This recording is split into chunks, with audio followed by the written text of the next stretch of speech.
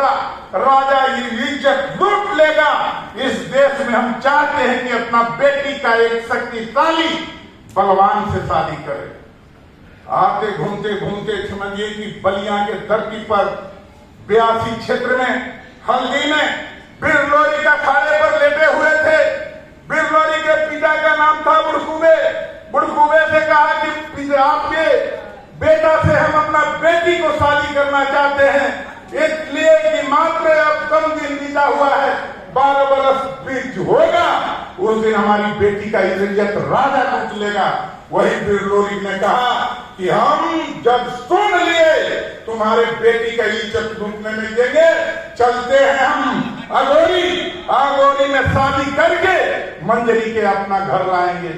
और 3.5 वर्धा को आदेश दिया, बैल पर जाता था चावल दाल, और लाद लिए बैल चावल दाल, चल दिए अगोरी गए तो कहा गांव के लोग कि राजा खाले भूसे भरवा देगा सरकार, मांग में सिंदूर डालिए और धीरे से लेकर निकल जाइए। और धीरे से लेकर निकल जाइए, कहा कि नहीं, यह मर्द की काम नहीं है, जाएंगे तो राज दरबार के दरवाजा होते हुए जाएंगे। बिरलोरी ने कहा।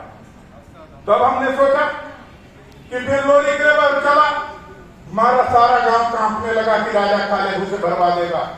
तब बिरलोरी के मंजरी आई, कहीं भी पतिदेव आपके बारे में यहाँ के लोग नहीं जानते हैं, पतिदेव अपना शक्ति दिखा दीजिए, एक बार शक्ति दिखा दीजिएगा, लोग को विश्वास हो जाएगा, और लोग को विश्वास हो जाएगा तो हम आपका धर्म की पत्नी बन जाएंगे। मंजरी कर वहीं पर मांग में सिंदूर डालने से पहले मंजरी के कहने पर अगोरी पहाड़ पर, वहां पर भी हम काम किए, वहां पर भी व्यवस्था हमने कराया। वहां पर भी आज भी पहचान है कि बिरलोरी मंजरी के कहने पर पहाड़ को तलवार से मारे, और तलवार से 2 टुकड़ा जब पहाड़ हो गया तो उस क्षेत्र के लोग विश्वास कर दिया।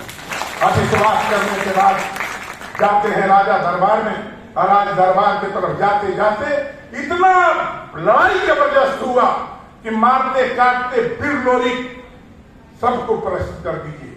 मगर उस राजा के भगीना का नाम था निर्मलिया, और निर्मलिया का जो भगीना का नाम था, और निर्मलिया का मुड़ी काटते थे या जाकर जुट जाता था।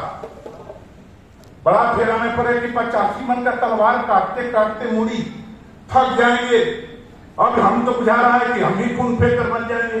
तब कहेगी दुर्गा, प्रतिदिन जंग और रान फाड़ कर खून देते हैं दुर्गा, आज बुझा रहा है कि इस रण में हम पराजित हो जाएंगे। दुर्गा जी प्रकट हुई, और दुर्गा जी प्रकट हुई तो कहे कि इसको मुड़ी काटते हैं, और मुड़ी घर नीचे गिरता है, तुरंत उड़ के जाकर सट जाता है। तब यह आपका दुर्गा जी कही कि तो ब्रह्मा के वरदान है, ये तो मुड़ी काट ही नहीं सकते हो बेटा। कहा कि माता यही अंतिम है, यही खून का नेकी दे दो। दुर्गा जी गई ब्रह्मा के पास, और ब्रह्मा ने वरदान ब्रह्मा से कही कि भैया अंतिम खोइछा दान मांगे हैं, वैसे अंतिम खोइछा दान में क्या चाहती हो? कहा कि निर्मलिया का गर्दन हमारा चेला काटते काटते थक जाता है, मगर मुड़ी जाकर सट जाता। कहा कि बहन उसको तो हमारी वरदान है, कभी मुड़ी वो कटेगा, उड़ के सट जाएगा। कहा कि कुछ तो उपाय बताते, वही आपका ब्रह्मा बताए।